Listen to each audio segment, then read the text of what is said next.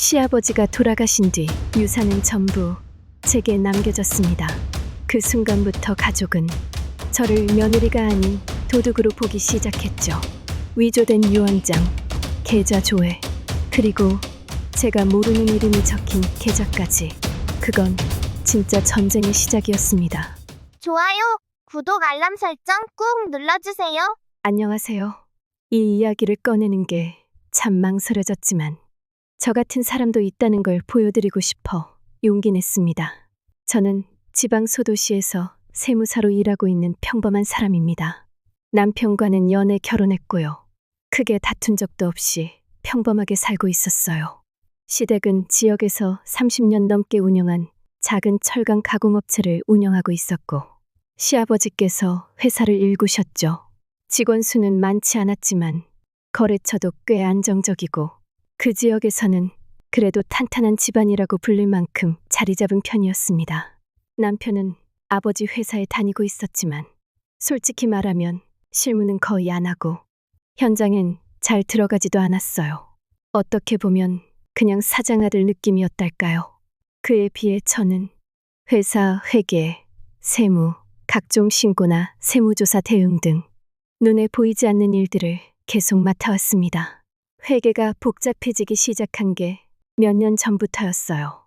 아버님도 그땐 세무사 도움 없이 그냥 회사 직원한테 맡기셨다더라고요.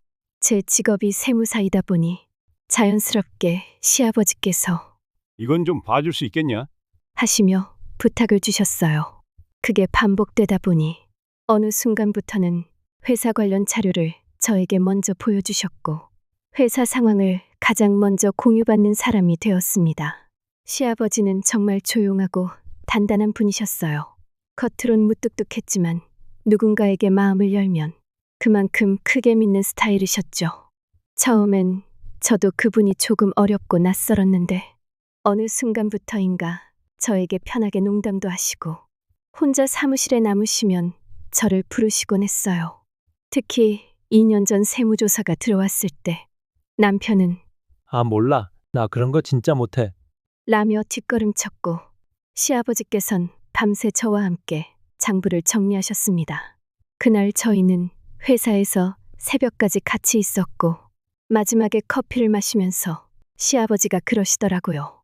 지석이는 경영 쪽은 영 아니다. 근데 너는 달라. 네가 여기 있어줘서 난 정말 든든해. 이 회사 나 아니면 누가 지킬까 싶었는데 이제는 조금 마음이 놓인다.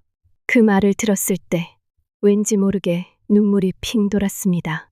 가족이라고 말은 하지만 그 누구보다 진심을 주셨던 분이 시아버지셨으니까요. 그분이 돌아가신 건 갑작스러운 일이었어요. 그날도 평소처럼 출근하셨다가 갑자기 가슴 통증을 느끼시고 병원으로 이송되셨는데 결국 돌아오지 못하셨습니다. 장례식은 조용하게 치러졌고 가족들은 깊은 슬픔에 잠겨 있었어요. 저도 많이 울었고요. 며칠 후 시아버지 유언장이 있다는 말을 들었습니다. 가족 전원이 변호사 사무실로 모였고 솔직히 저는 그냥 따라간 정도였어요. 그런데 변호사가 유언장을 펼치고 읽기 시작했을 때 정말 세상이 멈춘 것 같았습니다.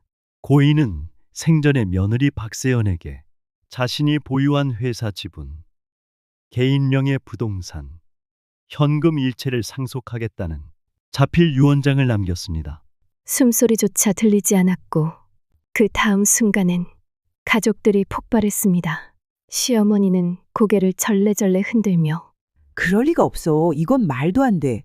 혼잣말처럼 되뇌었고 시누이는 책상을 치며 소리쳤습니다. 이거 조작한 거 아니야? 저 여자가 뭘 했다고? 저는 얼떨떨한 채 앉아 있었고 그 순간 남편이 제게 물었습니다. 세연아, 이거 너 알고 있었어? 그 질문이 너무 아팠어요. 나는 아무것도 몰랐는데 그저 믿었던 가족이 나를 더 이상 가족으로 보지 않는다는 걸 깨달았습니다. 그날 이후 모든 게 달라졌습니다. 시아버지의 유언장이 공개되고 며칠이 지났을 때였어요. 그날 이후 시댁 분위기는 정적 그 자체였습니다.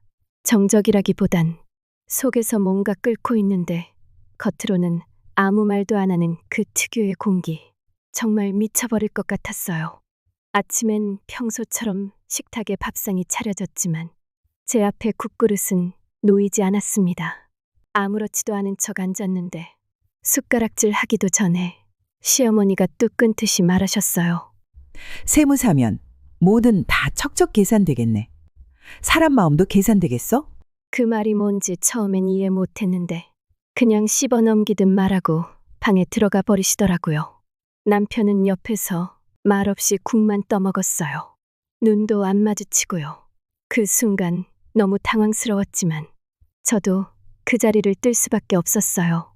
그 밥상 위에서 제가 먹을 수 있는 건 밥이 아니라 수치심이었거든요. 며칠 뒤였습니다. 갑자기 벨도 안 누르고 시누이가 현관문을 쾅쾅 두드렸어요. 문을 열자마자 그 손에 뭔가 구겨진 서류 같은 걸 들고 있었고 얼굴은 벌겋게 달아오른 상태였어요. 너 지금 이게 뭐 하는 짓인지 알아? 아버지 유산을 내가 다 가져간 게 말이 돼? 전 당황해서 아무 말도 못했고 시누이는 거실로 들어오면서 서류를 쾅 테이블에 던졌습니다. 이게 진짜 유언장이야. 내가 아빠 방에서 찾았어. 지난달에 직접 쓰신 거야. 서류를 보니까 진짜 필체처럼 보이는 자필 메모가 있었고 이런 내용이 적혀 있었어요. 회사는 지석이에게, 현금은 형수에게, 상가는 손녀에게, 공증도 없고 날짜도 애매했고 무엇보다 아버님께서 자필 유언장 외에도 공증을 따로 남긴 걸 전 알고 있었거든요. 하지만 시누이는 제 얼굴을 똑바로 보면서 말했어요. 이거 진짜야. 네가 본 건 가짜야. 아빠 필체. 내가 더 잘 알아. 넌 그냥 아빠 옆에서 회사 도와준다는 핑계로 아빠 조종해서 다 빼앗은 거야.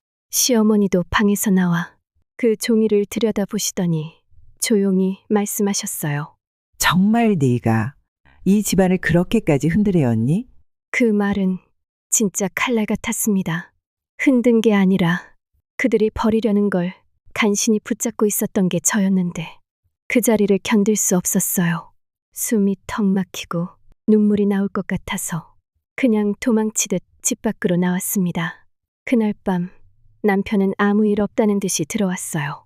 제가 아무 말도 하지 않으니까 그는 그냥 침묵으로 상황을 넘기려 했어요.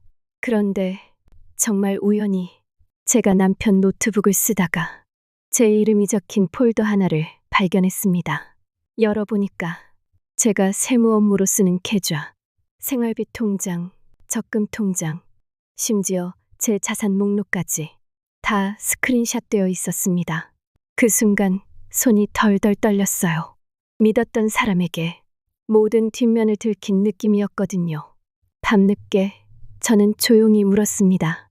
이거 언제 한 거야? 남편은 그제야 고개를 들더니 한참 침묵하다가 말했어요. 그냥 혹시 몰라서. 만약 너도 뭔가 숨기고 있는 게 있으면 나도 준비해야 하잖아. 나는 그냥 내 몫은 받아야 하니까. 그 말을 듣고 그날 처음으로 제 심장이 쿵 하고 무너졌습니다. 이 사람은 내 편이 아니구나.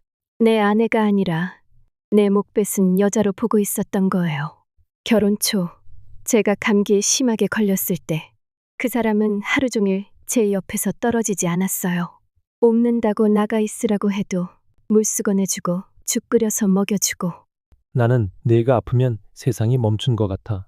그렇게 말했던 사람인데 어느 순간부터 그가 저를 볼 때 의심이 섞인 눈빛을 보내고 있었어요. 그게 더 아팠어요. 미움보다 의심이 더 사람을 무너지게 하더라고요. 그 이후로 식탁에도 나가지 않았고 집안에서는 말도 섞지 않았습니다. 시어머니와 시누이는 서류를 들고 변호사를 찾아다닌다는 말을 남편을 통해 슬쩍슬쩍 흘렸고 남편은 어느 날 제게 이렇게 말했습니다. 그냥 적당히 포기하는 건 어때? 너도 편하잖아. 이거 다 가져간다고 행복하겠어? 그 순간 모든 게 확실해졌습니다. 이 집에서 나를 지키는 건 나 혼자라는 걸요. 그렇게 결심했어요. 이제는 더 이상 가만히 있지 않기로요. 그날 밤 저는 아무도 없는 시아버지 방에 들어갔습니다. 문을 닫고 그분이 항상 앉으셨던 책상 앞에 앉았는데요.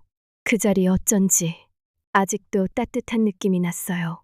책상 위에는 평소 쓰시던 작은 탁상 시계가 있었고 시계를 닦다가 그 밑에서 작은 흰 봉투 하나가 나왔습니다.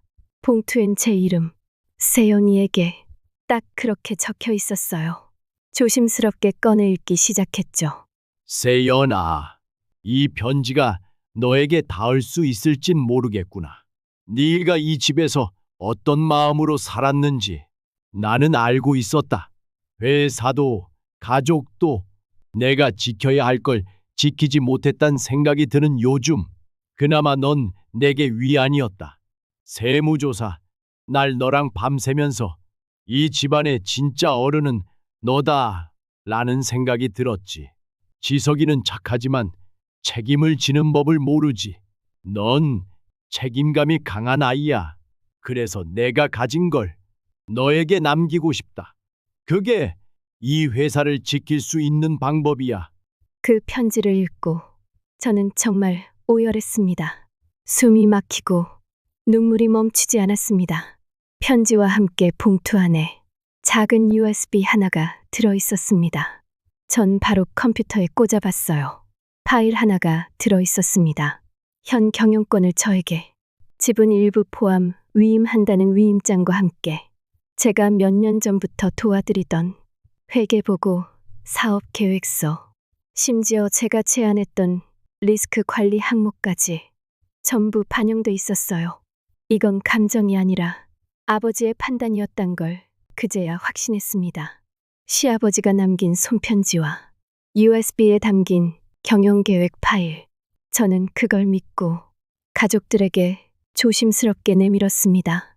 그들이 진실을 받아들이길 바랐죠. 시어머니는 편지를 받아들고 입꼬리도 안 흔들리고 표정 하나 없이 그걸 다 읽으셨어요. 읽고 나서 딱 한마디 하셨어요. 이거 필체 감정 해봤어? 갑자기 이런 편지가 나온다는 게 말이나 되는 소리니? 무서운 애구나 너. 그리고 며칠 뒤 정말로 필체 감정 신청서 접수됐다는 통지서가 집으로 왔습니다. 심지어 USB 파일도 조작 가능성으로 분석 의뢰를 했더라고요. 가족이라 믿었는데 그들은 이제 절 범죄자로 취급하고 있었습니다. 남편은 그날 밤 술 한잔 마시고 들어와서는 이렇게 말했어요. 솔직히 나 좀 섭섭해. 너랑 나랑 부부잖아. 아버지 유산도 결국 우리 둘 몫이지 않아? 그거 다 네 이름으로 들어오면 난 뭐가 되냐? 회사도 건물도 현금도 그냥 반만 나눠줘. 우리 부부니까. 그때 제가 웃었어요. 진짜 소름 돋을 정도로 웃음이 나더라고요. 지금까지 당신이 나한테 했던 행동들 보면 우리가 아직도 부부라고 생각해? 그는 아무 말도 안 했습니다. 그저 손으로 머리를 쓸어 넘기고 말 조심해라. 한마디 남기고 방으로 들어갔어요. 이제 이 집에 더 이상의 미련 한 톨 남지 않게 된 저는 그날로 친정으로 짐 싸서 나왔습니다. 며칠 후 정식으로 시누이와 시어머니가 유류분 청구 소송을 제기했습니다. 전밀히 준비하고 있었죠. 변호사를 선임했고 시아버지 유언장의 진위, 파일의 정당성, 제 기여분을 입증하는 모든 자료를 준비했습니다. 1차 조정기일 법원 복도에서 마주한 시누이는 저를 보자마자 이렇게 말했습니다. 이렇게까지 하고 싶었어? 아버지가 정말 널 원했다고 생각해? 전 가만히 웃으면서 말했어요. 생각 안 해도 돼. 직접 쓰신 편지랑 계획 파일이 있으니까. 그녀는 표정이 일그러졌고 시어머니는 제게 눈도 마주치지 않으셨습니다. 그때 느꼈어요. 이 사람들은 가족이 아니라 이권 관계자였다는 걸요. 그 후 몇 달간의 법정 공방 끝에 법원은 유언장을 인정했고 유류분 일부는 반환하도록 했지만 전체 유산은 그대로 저에게 남겨졌습니다. 저는 그들이 말한 반 대신 제가 스스로 정리한 비율만큼 유류분을 정리해주고 그들과의 관계도 법적으로 정서적으로 완전히 끝냈습니다. 유언장도 정리됐고 유류분도 마무리됐고 가족들과의 법적 다툼도 끝났습니다. 이제 정말 끝났다 생각했습니다. 하지만 아니었습니다. 시아버지가 생전에 남긴 단 하나의 숨겨진 계좌. 그 안에 지정된 수취인은 우리가 아는 가족이 아니었습니다. 정리된 서류들을 정돈하고 있을 때 은행에서 전화가 왔습니다. 고 강인호 대표님 명의로 된 별도 계좌 하나가 유산 처리와는 별개로 확인됐습니다. 알고 보니 그 계좌는 평소 사용하던 거래은행이 아닌 지역에 있는 작은 지점에 있던 것이었고 잔액은 약 2천만 원. 그리고 그 계좌에는 특이하게도 지정 수취인이 설정돼 있었습니다. 처음 보는 이름이었습니다. 가족 누구도 몰랐고 시아버지의 친구나 사업 인맥에도 없던. 그런데 주소를 보고 소름이 돋았습니다. 갑자기 떠올랐어요. 생전에 시아버지께서 작은 고아원 하나를 꾸준히 후원 중이라고 말하신 적이 있었죠. 거기 아이들 중 한 명이 유독 총기가 있더라고. 걔는 잘 컸으면 좋겠어. 대학도 보내주고 싶고. 시아버지는 자주 말은 안 해도 정말 조용히 그런 일을 하는 분이었습니다. 그리고 그 아이가 성인이 된 지금 자립자금으로 쓰라고 남겨둔 돈이었던 겁니다. 하지만 그 사실을 알게 된 시누이는 완전히 무너졌습니다. 그럼 나한텐 10원도 안 남기고 고아원 애한테 2천을 줬다고? 아 진짜 말도 안 돼. 나 진짜 소름 끼쳐. 그 돈 증여냐? 상속 회피하려고 몰래 빼돌린 거 아니야? 내가 이대로 안 있어. 법대로 할 거야. 그녀는 다시 변호사를 찾아갔고 그 2천만 원마저 소송으로 걸었습니다. 하지만 계좌는 상속이 아닌 생전 지정된 자립지원금 성격의 사적 증여로 확인됐고 그 돈은 건드릴 수 없는 돈이었습니다. 시누이는 울면서 말했습니다. 나는 왜 아버지한테 아무것도 못 받았지? 그 질문엔 저도 대답할 수 없었습니다. 아버님께서 깊은 뜻이 있었겠지 짐작만 할 뿐이지요. 세연아, 가진 게 많다고 나누는 건 아니야. 나누는 사람이 가진 사람이지. 그 말이 지금은 마음속에 깊이 박혀 있습니다. 가족이라는 이름 아래 우리는 너무 쉽게 상처 주고 의심하고 무너졌습니다. 그 와중에도 조용히 남을 도왔던 시아버지의 마음. 그 마음을 잊지 않는 사람이 되겠습니다. 그리고 언젠가 저도 누군가에게 조용히 남길 수 있는 사람이 되고 싶습니다.